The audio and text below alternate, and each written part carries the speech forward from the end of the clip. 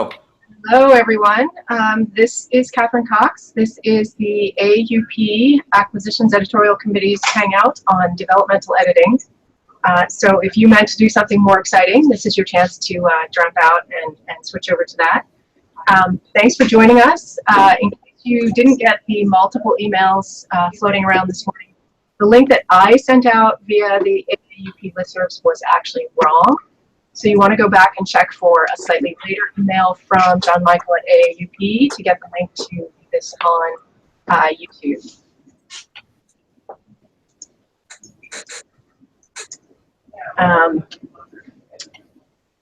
If you join us, as someone just did, through the participant link, I will in fact make you join us and talk on the panel. So again, if you can check your email, there should be a second link that came out slightly after the one I sent out, and that is the correct link for participants. So, okay, again, I'm Catherine Cox at the University of Washington Press. I'm going to introduce our panelists very briefly and then ask them to say a little bit about their experience in developmental editing. And then we've got a short series of questions to talk about what developmental editing is and how to do it. And then we will welcome your questions, your comments, your experiences as well. So also joining us is Regan, who is the editor-in-chief at the Minnesota Historical Society Press. Pleased to meet you. She acquires in Native American, Minnesota's peoples, and memoirs and creative nonfiction. And with us, at least in avatar form, is Matt Bokovoy, senior acquisitions editor at the University of Nebraska Press, and who acquires also in Native and Indigenous Studies and Borderlands history. All of us have done quite a bit of developmental editing, so I'm going to give each of us a chance to talk about our experiences, and then we'll launch into the questions. So, Anne, why don't you start? I started working at the Minnesota Historical Society Press when I was 22, and for the first 7 or 8 years, I learned a bunch and did some fact-checking and began copy editing. I got a new boss and I was feeling very competitive with him. A phone call came in, somebody proposing a manuscript, and I told her to send to me. It came in, it was 12 pages, it was memoir. We didn't do memoir. It was obviously nothing that we could take on. But there were a couple paragraphs that were really good. So I showed it to this new boss, and he said, "Why don't you see what she can do?" Which was kind of a new concept to me. I didn't realize that authors could be coached because we just had not been working with authors of that caliber. He mentored me, and 7 years later it became a book that is still selling pretty well for us, The Days of Rondo.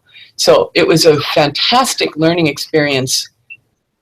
And the author, Evelyn Fairbanks, was a good person to work with. I could not do that level of developmental editing now, but it got me going, it got me started. And we do developmental edits on pretty much everything in the regional trade list because the manuscripts need it, the authors need it, the audience needs it, and it works.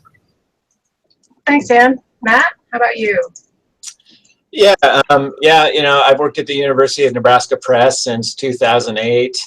Before that, I worked at University of Oklahoma Press, and then before that, I was in academia. So, in terms of developmental editing, when I was a scholar and working as faculty, I was involved in faculty workshops and read colleagues' manuscripts and chapters already. I had peer-reviewed, articles and things like that. And, I started as a editor-in-chief at the San Diego Historical Society's journal. And I found myself doing a lot of development with some of its authors. And I just kind of carried that over into my career as an acquisitions editor. And kind of refine the process of how I do it.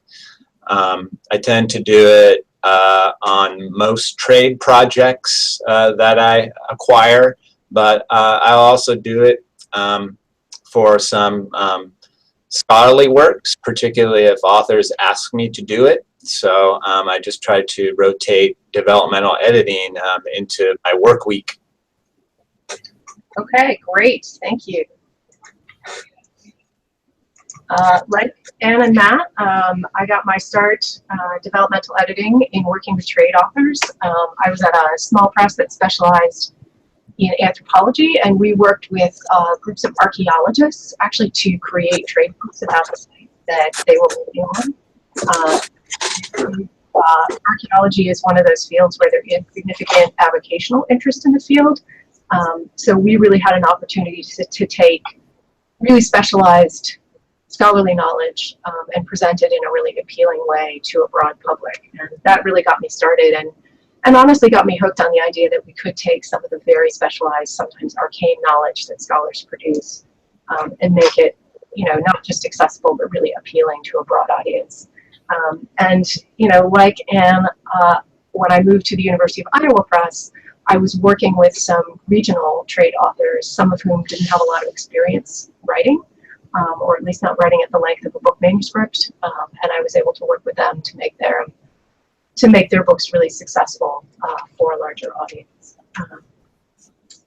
So what I'd like to do now is just ask a pretty basic series of questions, and Anne and Matt and I will talk about our experiences with answering these questions, and then we'll open it up to all of you for your questions. So I wanted to start out really, really basic and say, what the heck is developmental editing? You know, what's the difference between a developmental edit and a copy edit? So anyone want to jump in?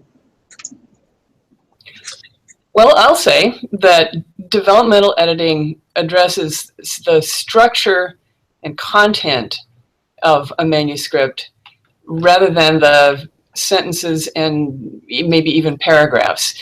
It goes to the organization, the development of the argument, the logic. It's all kinds of sort of larger and more basic questions, and it's work that is really the author's to do. It's not something that an editor should do because it's far more interpretive and creative. But coming up with the questions is a very creative act. You know, why isn't this manuscript working is what the developmental editor asks and answers. Matt? Yeah, you know, I agree with Anne that, you know, developmental editing is quite a bit different from copy editing, where copy editing... Matt, we just lost you. You lost your mic. I'm afraid we just lost Matt's microphone, so we'll wait for you to be back. Sorry, I got bumped off. Okay. Go ahead. Yeah. Yeah, that copy editing is dealing with like syntax and, you know, dealing with typos, and sometimes there's some copy editors will note inconsistencies. But when I do developmental editing, I kind of have a template, and I tend to focus on the argument and the themes of the manuscript and whether the argument's consistent and whether the themes are carried through.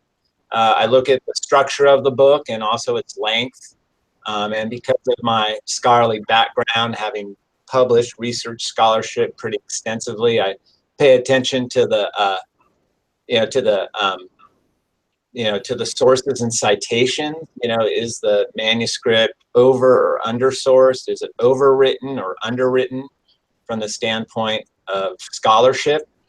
I look at the texture of the writing and the contextualization of the material, because that varies in the disciplines that I acquire in, which are history and anthropology.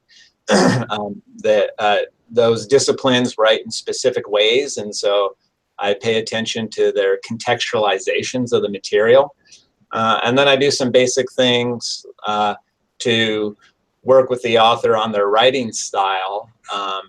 Typically for junior scholars, sometimes their manuscripts will be written in the passive voice, and to get them to think about bringing the material alive by using active verb tenses and getting rid of prepositional phrases and other kinds of compound syntax in their work.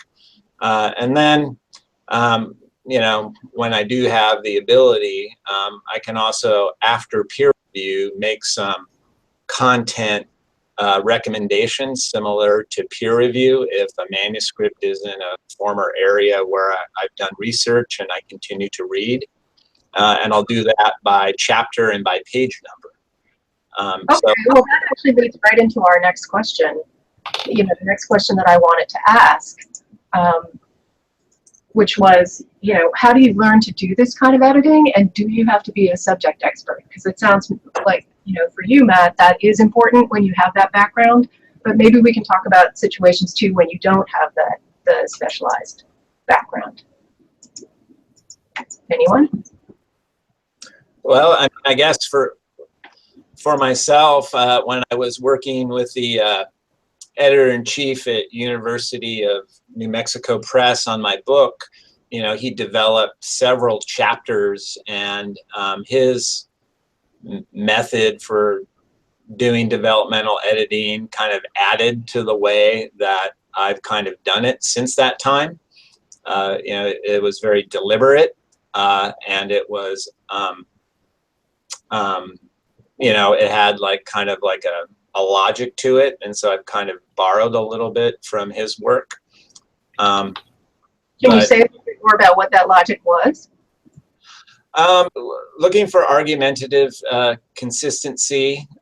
He was very good at pointing out how to bring certain material alive via what is being presented. You know, that also, you know, for myself as a historian or historians or anthropologists who are writing about people, is how to bring some of the, you know, it might be conflicts or dilemmas or crises or joy or whatever, you know, through in the text in terms of narrative development. You know, so that kind of developmental editing, I think, can be helpful in making university press books come alive in terms of looking at them as, you know, examples of narrative writing. Mm-hmm. And how did you talked a little earlier about how you learned to do this. Do you feel like you need to be a subject expert, or that subject expertise plays a role in what you do? Well, I love it when I actually know something about what I'm editing, but I don't always. You know, within a regional list, there are multitudes, and I can go from a book on Minnesota politics to something on gardening to another on bandolier bags.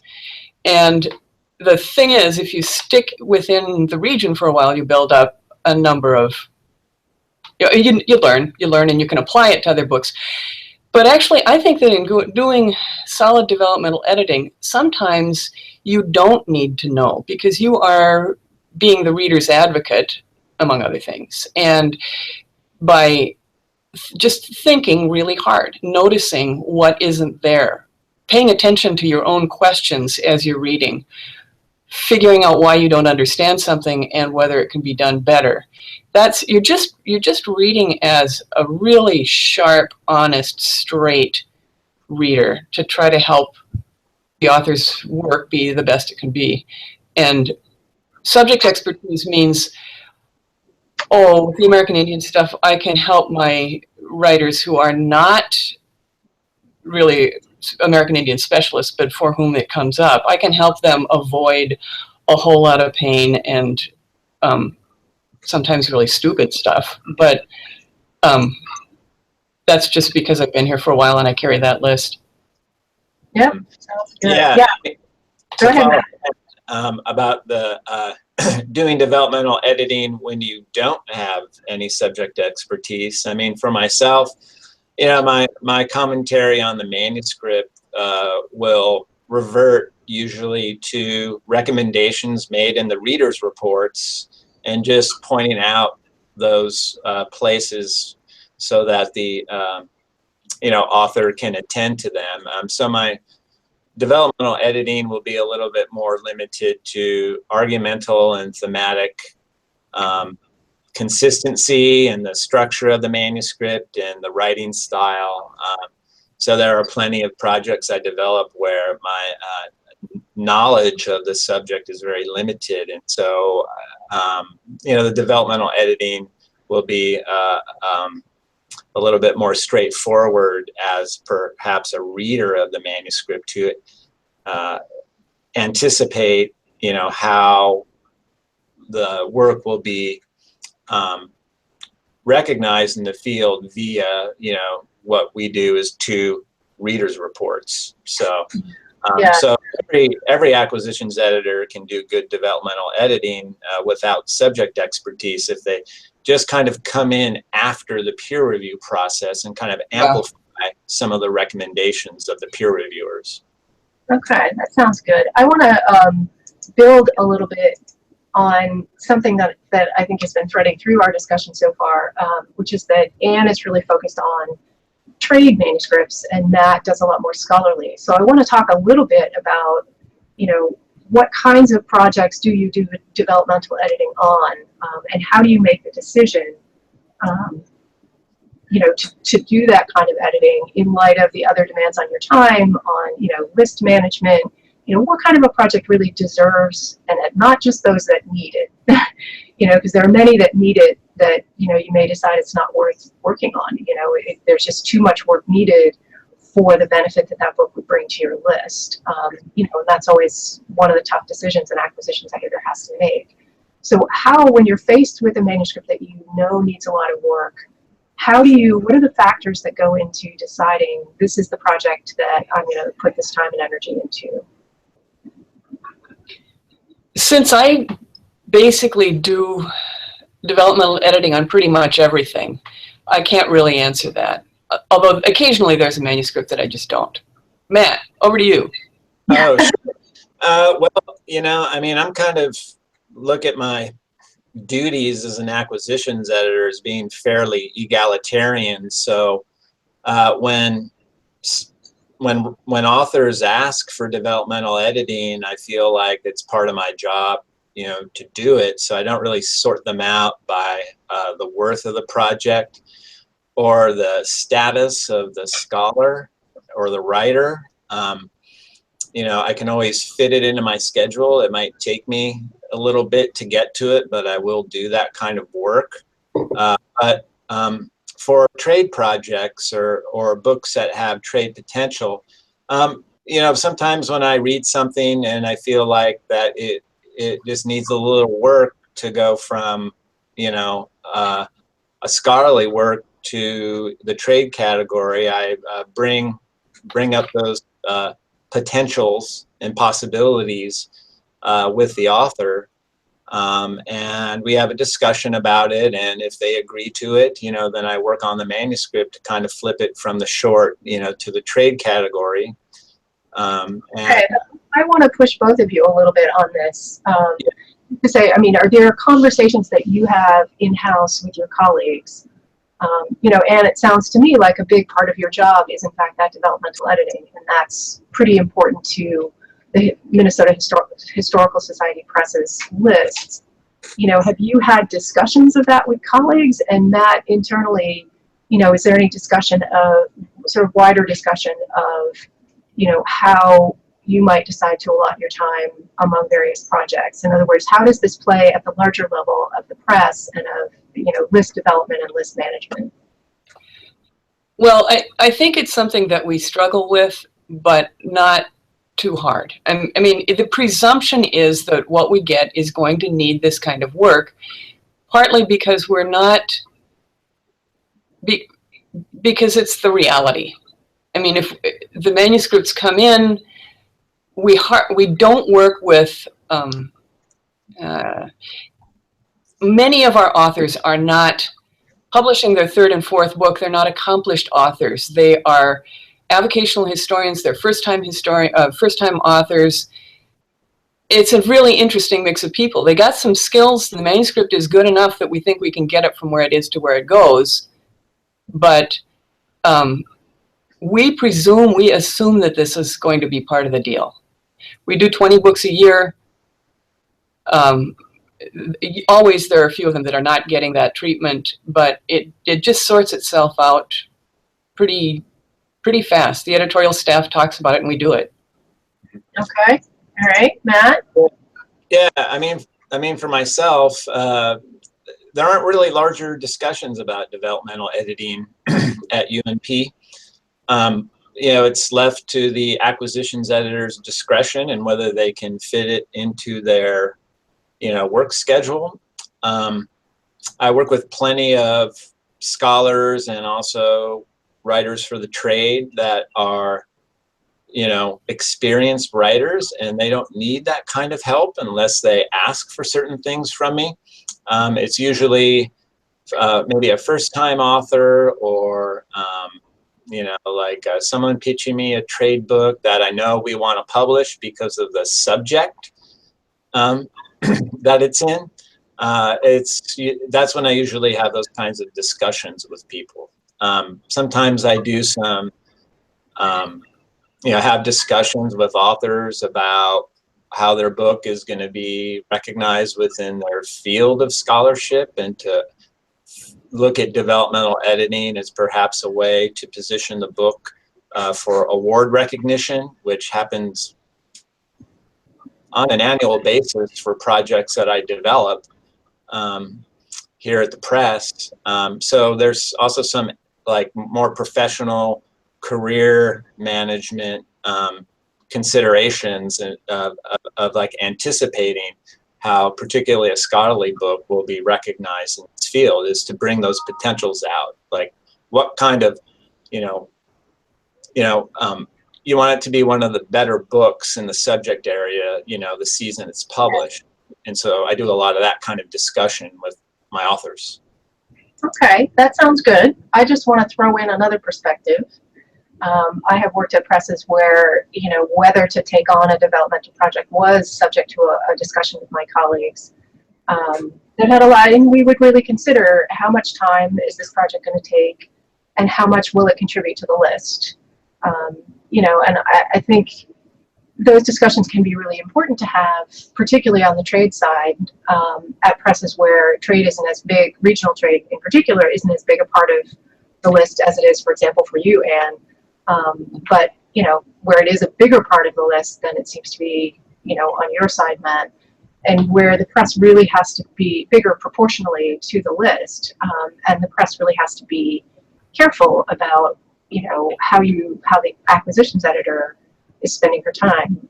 So you do want to have that kind of careful discussion with, the editorial staff on the acquisition side, but also with production people. There are cases where manuscript might require significant production work, where marketing, it might be an issue. So all of those are things that I've discussed with colleagues before taking on a developmental project, where we have to consider as a press, is this going to be time well spent? Is it going to pay off in terms of enhancing our list, getting review and award attention and things like that. Sure. And that, of course, leads, go ahead, Anne, did you want to? Yeah. I mean, that's an interesting, observation. We kind of don't have those kinds of discussions about developmental editing, but for example, all of our editors sponsor special projects, whether they're highly illustrated books or they are, I do a lot of documentary editions. We're the publisher of the Franz Boas papers. And what I noticed when I started was there were not house-wide discussions about special and complicated projects that were coming through the house. And so I kind of created a new way of bringing people on early to the project with special meetings, for documentary or highly illustrated books. But I myself and my assistant also do a lot of work with those special projects with the knowledge of how manuscript editorial wants it prepared and presented to them. And so we've kind of streamlined that. And even though it may take the house quite a bit of work You know, a very good documentary edition will do about 3 to 4, maybe 5 times the net revenue in the first 1 or 2 years than an average monograph. And so we So it's sometimes, definitely worth doing. yeah, that's definitely worth doing because it takes maybe 1.5 times the organizational effort than a regular monograph, for example. Well, that's a great segue, because my next question for you both is, how long does a developmental edit take? You know, is there a typical developmental edit, and then how long does it take? I mean, if you're taking on a big project, what kind of time are you going to want to budget for it? A developmental edit can take 40 to 80 hours, maybe. Those are, or sometimes less. I mean, I just worked through a couple of books that were in, really, they were in great shape, and perhaps I should not have, but I still did. It went really fast. You know, if I often work at home because the intensity of focus is kind of hard to do when I'm in the office, and it's also really helpful to be able to do it in a short number of days. And just to be frank about this, I do a lot of this on evenings and weekends. I consider it to be sort of part of the salaried position, and it's the way to get it done. And when I can have it, when I can really roll around in it and just get it all in my head at once, then I see the connections in the organization structure. I see all that much more clearly rather than trying to break it up. And because of that, it's a little hard to track the number of hours, but you know, sometimes it's a considerable amount of time. You try not to accept manuscripts that are going to require a lot of time. Yeah, that's certainly been my experience too, especially on the issue of focus, that, you know, you really need to be able to focus on a manuscript, and as you said, get it all in your head, so that you can effectively figure out how it's working. And I know I've had manuscripts where I tried to do a developmental edit over the space of several weeks, you know, dipping in and out, and you just don't get as good a grip on how the manuscript is working, and how it, you know, what its issues are and how it might be fixed. So definitely the ability to focus and to take the time, that's been really crucial. Matt, you want to weigh in? Yeah, I mean, I would agree with Ann that it takes between about 40 to 80 hours. Typically, it takes me in office with my regular workload 3 or 4 weeks to do a pretty thorough developmental edit in a subject area that I am familiar with. And I try to integrate that work into my regular work schedule and avoid taking things home. And that's why it takes 3 to 4 weeks in the office for me to complete that kind of work. And I do about between 8 to maybe 12, as high as 15 manuscripts a year. You know, I feel if you're just getting stuff out to review only, and then, you know, acquiring and doing your other duties, makes the job a little bit unchallenging. And so I think developmental editing is really the kind of premium for an acquiring editor to really challenge themselves in terms of working with an author to bring out whatever potential is seen in the book. You know, yeah, on average, 40 to 80 hours is about right for doing a developmental edit. So that brings up another question. You know, how do you get the author on board? How do you win the author's trust if you're basically going to stick your fingers in their manuscript and stir it all up? You know, what are the ways? I mean, Matt, you've said, you know, sometimes you'll only do the developmental edit if the author actually asks you to do it. I'd love to know how often that happens, and if you can characterize the authors who do make that request versus others who don't. But I'd also like just a bigger sense for all of you of, you know, how do you build that trust? How do you create that relationship that allows you to really, you know, dig into and rearrange something that an author has poured, you know, hours and hours of work into, and is, you know, passionate enough to really dedicate that kind of time to writing. Anne, you want to go? Sure. Yeah, I think it's a kind of intellectual intimacy that's sort of the intellectual equivalent of telling somebody she's got bad breath. I mean, you have to be really tight with somebody to be able to be that frank, although the whole professional context obviously just makes it work. I do a fair amount of teasing. I try to start teasing early on. You have to be careful with this. If you're working with senior scholars, that's probably not going to work. Or maybe it will. Who knows? But we tease people we know well enough to understand that we don't mean what we're saying. And so that just sort of moves it sometimes to a good level. I think that being a good developmental editor involves having both massive ego and enormous humility, because you have to trust your instincts. You have to really be convinced that you're right, and then you have to absolutely know that you're wrong and that the author can and will say no. I mean, I sometimes tell authors, I'll provide all of these comments, and then it's over to you. You decide how you want to do it. If you disagree and go a different way, and you know, find another solution or ignore a comment, it'll be what you want, unless I think you're doing something really stupid. There's the teasing. I mean, I tell them, if I think you're doing something really stupid, then I'll say so. And I don't actually say in that comment, you're doing something really stupid. I do say, have you considered this or have you tried that? But you have to just jolly people into it. You have to be very respectful. And one other really important thing, I actually remind myself after I'm done with an edit, before I hit send, to do two things. A reality check. Am I ready to stand behind all of these edits? Do I really believe in what I've said? Because if it's not my best work, I should not. It has to be my best work, as if I were publishing this under my name, over my name. Then the other thing is to look for places to say, good job here. Because if they are getting an unrelenting batch of comments embedded in their manuscript saying, you didn't do this, this doesn't work, I don't like that, that's a little hard. And always there are some places where I'm laughing, or, you know, they've done something really right, and I just tell them that. So I think that helps. Yeah.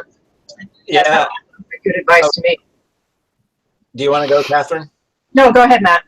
Oh, yeah, that, you know, I just kind of use an encouraging tone when I'm doing developmental editing, borrowing the basic precepts of the field of psychology, you know, of like individual psychology, which is, you know, to encourage the author to kind of praise and ask, you know, to query and to ask good questions and to anticipate things with them. I never make any of the suggestions and observations in my development reports mandatory. I just say, I hope some of my observations and suggestions are useful to you, but I will, you know, trust your judgment in terms of, you know, using the development report for bringing out the potential in the manuscript.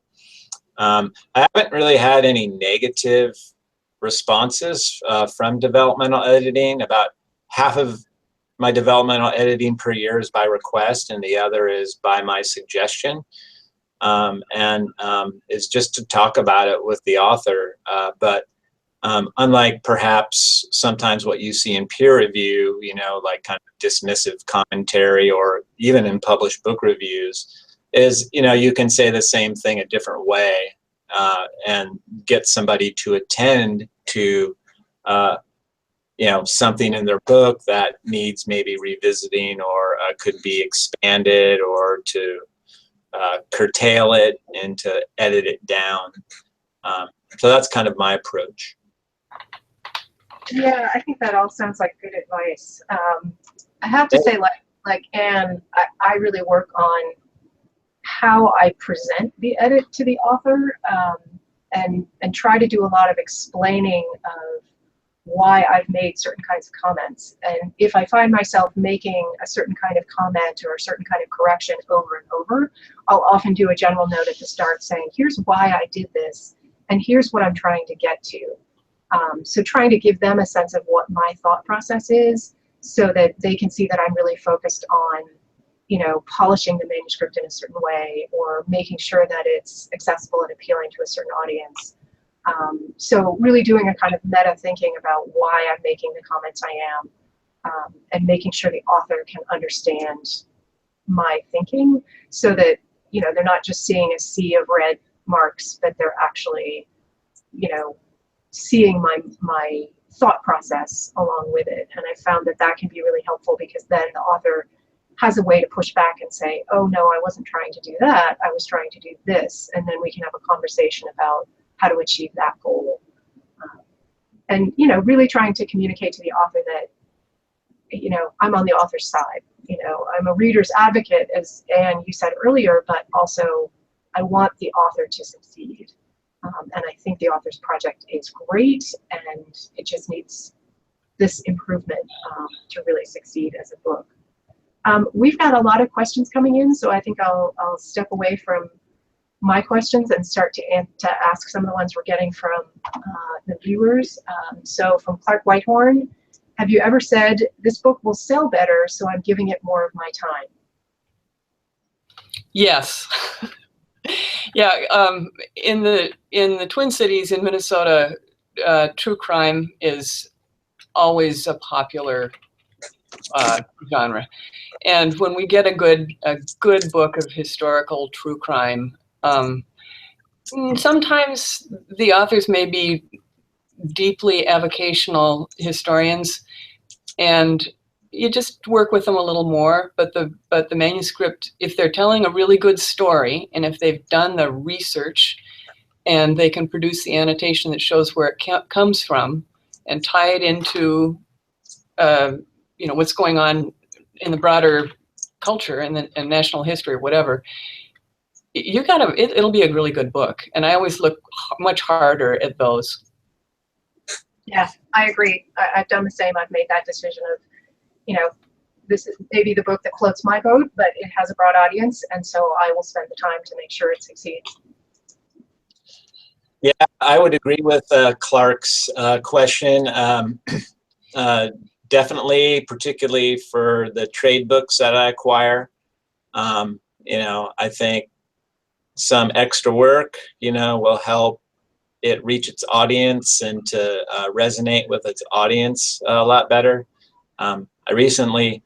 We have a biography coming out on our list, and I did a lot of work on it, and then I wrote a report for one of our best copy editors who's also doing some work on it, and we're just getting it ready for the trade marketplace. So definitely.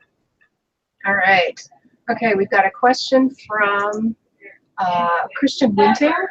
He asks, how do you explain what a developmental edit is to the author so that they know what to expect and what the expectation is of them, namely that interpretive work on their part is still to come?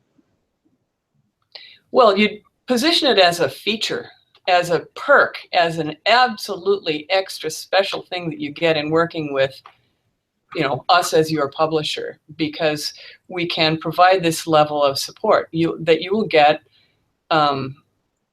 a really candid, straight response that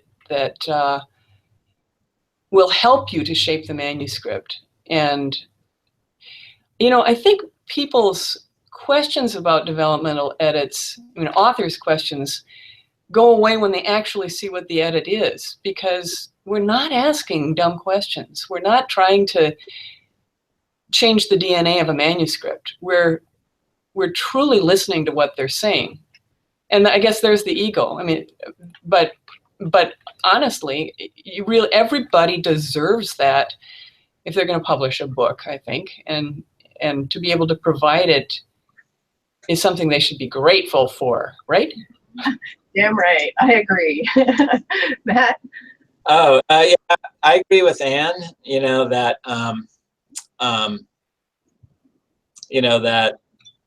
I kind of talk to authors about what they can expect, from a developmental edit. I think the work that we do doing developmental editing is a lot different from peer reviewing, which is dealing with the subject within its particular, area of research. For a trade book, I think it is really vital for that book being ready for a very competitive trade marketplace. What else did I want to say? I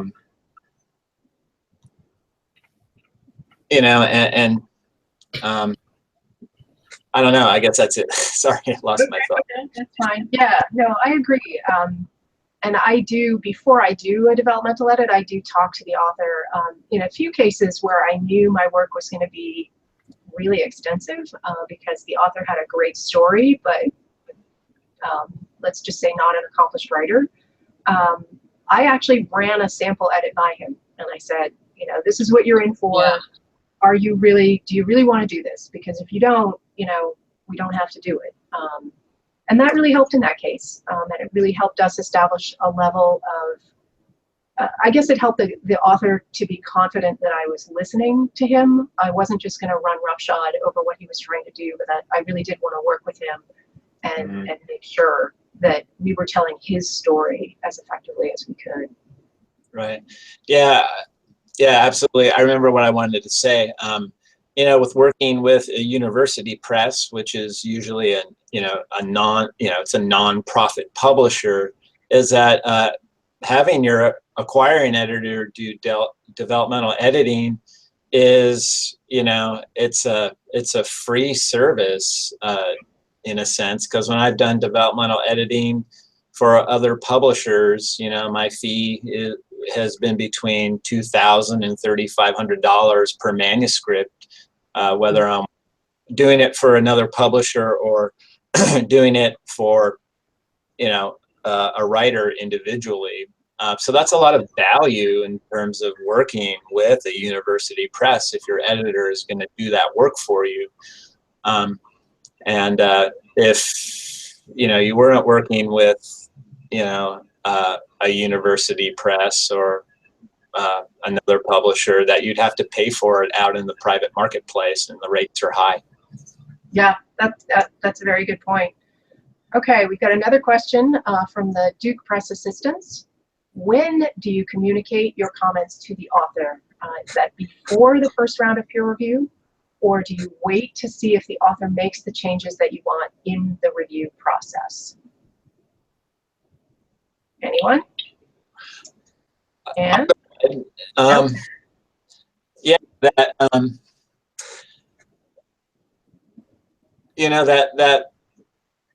to do developmental editing,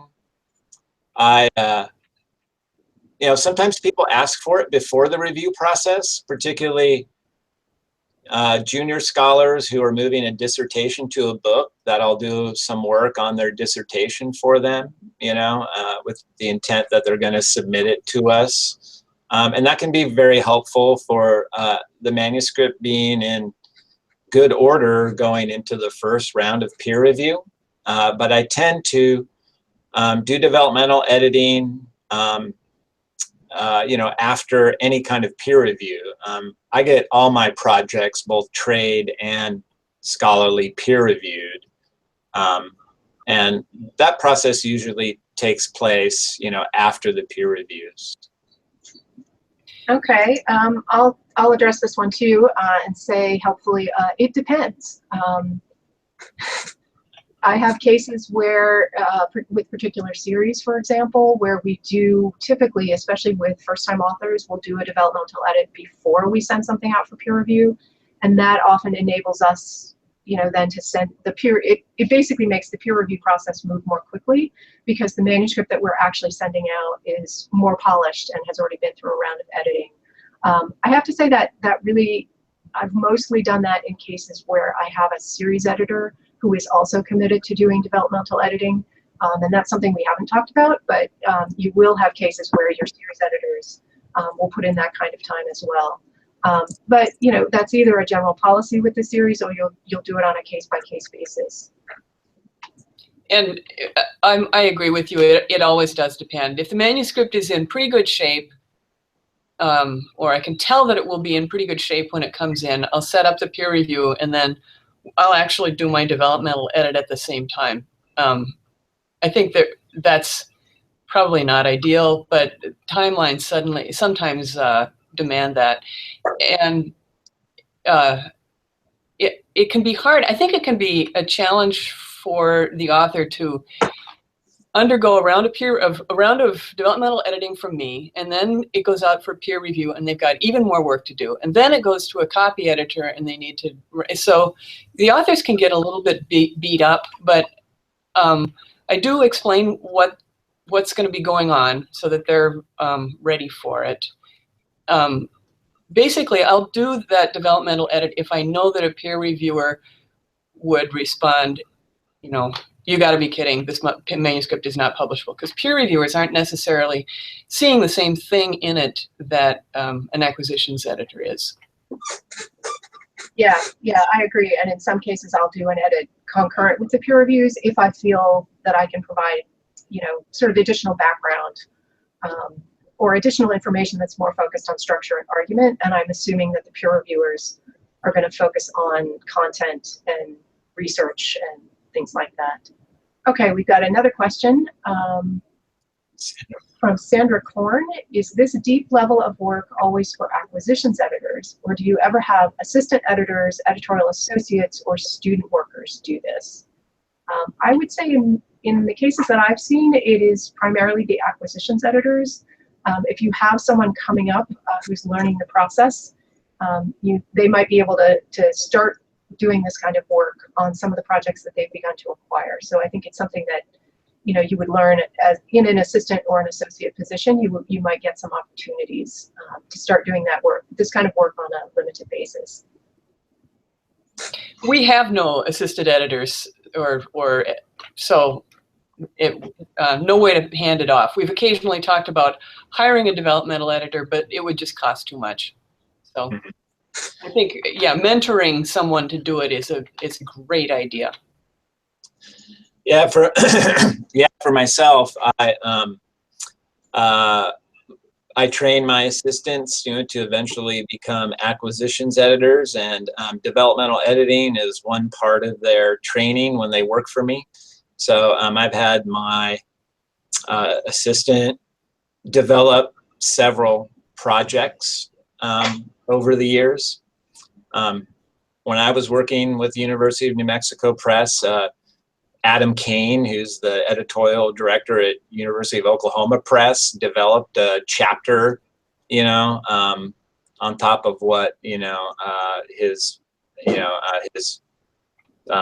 acquiring editor he was working for did. So, you know, it was beneficial even with an assistant offering that kind of commentary. Okay. All right. So our next question from Kenneth Wee, he asks, when, parentheses, if you do, would you decide to employ freelance developmental editors for projects? And what would you look for in those editors, both in terms of specific projects and general traits? So freelancers. As I said, we just can't afford to. I mean, and we actually have done that once or twice, and if I wasn't involved, but we worked very carefully with people who had recommendations from other presses when we called around to see who might do it, and we went for somebody who had some subject area expertise. Okay, Matt? Yeah, we don't use external, you know, developmental editors. However, on some of our projects, some of our copy editors are good developmental editors, and oftentimes we will pay them a little extra to do certain kinds of work on a manuscript, and they typically tend to be trade. Okay.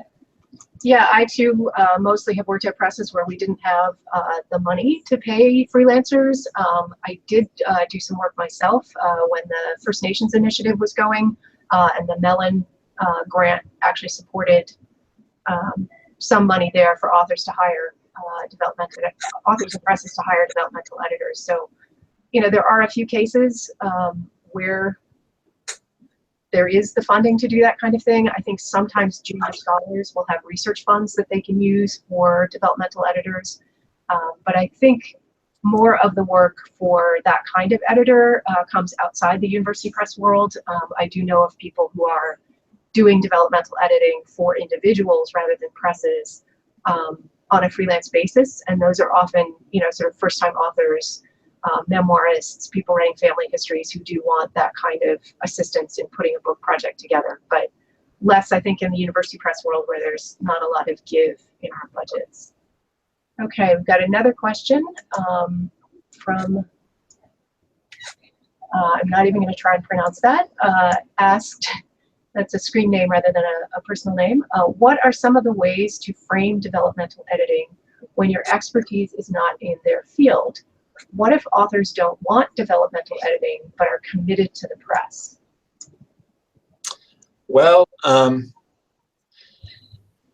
you know, sometimes when I work on manuscripts where I don't have much knowledge or expertise in a particular field, but sometimes an author will kind of ask for it. You know, they ask for a reading, and I just try not to really comment on the, you know, content of the manuscript, for example, but to kind of, you know, look at the structure of it and whether the argument of the book is consistent or its themes. Sometimes I do that for trade books when I don't know anything about the subject, you know, but is to look at it in terms of how, you know, a non-academic or general reader who's interested in the subject will experience the book, you know, and to make it more enjoyable for people to read. Dan, is this something you've had experience with? Have you ever had that conversation with an author? I can't remember that I have, but I agree with what Matt said. You know, you just try to persuade them that you can give a smart reader's response. And so that's just that. Yeah, I guess I would say I think I have had that discussion with authors, and I think it's important to have it really early on, and then you have to decide as an editor or with your editorial colleagues whether that's make or break. You know, do you still want to do this book if the author is not going to accept a developmental edit that you think is necessary? And I think that would really depend, again, on whether it was trade or scholarly. You know, a trade book, because you're looking for that larger audience, really has to do what it sets out to do effectively. A scholarly book is held to different standards, so that, you know, something that is well researched and makes a smart argument and is a good intervention in its field, even if it's not written gracefully, can be a success. So, you know, I think that's a decision that you need to make early on. And, you know, have it very honestly with the author and say, you know, for us, this is really crucial. And, you know, if you're not willing to undertake some of these changes, then we're not willing to publish. And that's often a conversation we have to have at the stage of peer review, right? You know, if your peer reviews come in and they're mixed or they ask for quite a lot of revision, you're going to have that discussion with the author anyway. So, you know, I think it's important to understand what the press needs the book to do, and then to listen carefully to what the author has to say, and, you know, see if you can find a way forward. Okay, we've got another question here. Are there instances where you rely on series editors to do the bulk of developmental edits, particularly for scholarly series? And I can say definitely yes. Yeah, our series editors do a lot of work with our authors, and yeah, they're basically an extra peer reviewer to the project, but they're also giving feedback to the authors that they're going to work with in terms of what their series is trying to accomplish, for example. So So yes. Yeah, and Not applicable. okay, not applicable. Yeah, I have done that. I've had the great pleasure of working with series editors who are terrific developmental editors, and because they're also subject experts, they can often provide a level of editing that I really can't, because they can combine subject expertise with attention to the structure of the report. I think it's often true that I provide the attention to structure, and the series editor will really focus on content, quality of research, things like that. Again, because the series editor is the subject expert. So, question from Sarah Cohen. When you're doing a developmental edit, to what extent are you making suggestions using the word comments feature, for example? And to what extent are you rewriting the work? Oh, that's a really good question. I struggle with this. I think in many ways it's more effective to comment and point things out. And I think you said earlier that the developmental editor is the one who asks the question rather than doing the work of writing. But I often find myself drawn in at the sentence level to get people to think about how their sentences are working together to build the argument. So I work pretty hard to provide commentary and ask questions, but I do find myself rewriting in some cases where, honestly, I can't fully articulate a comment, but if I rewrite something, I can indicate what I'm getting at more clearly. I agree with that wholeheartedly. Especially that part about getting drawn in. It's like you see the typo. Should you take the time to fix it? No, because you're not doing that. But sometimes trying to explain how to fix a parallelism problem, it would just be so much harder to explain it than it is to do it. And once you've done it, if they're good, they'll see what you've done. But yeah, I try hard to keep the work in the comments and not to be in there doing it. Yeah, I mean, for myself, I don't like doing on-screen developmental editing with functions in Microsoft Word. I use a red pen and a hard copy of the manuscript and stick-it notes, and then when I'm done reading the manuscript, I transfer all my comments on the pages and the stick-it notes into a Word document and just run it by my general comments and then run it by chapter and page number. And then I mail the manuscript and the report back to the authors as well for their reference. And I don't engage in rewriting the work, although when I work with authors who write in the passive voice and have a really extensive compound syntax and lots of verbiage and things like that, I'll do 30 to 50 pages of line editing, but not any more than that, because I won't line edit an entire manuscript. It takes far too long to do that.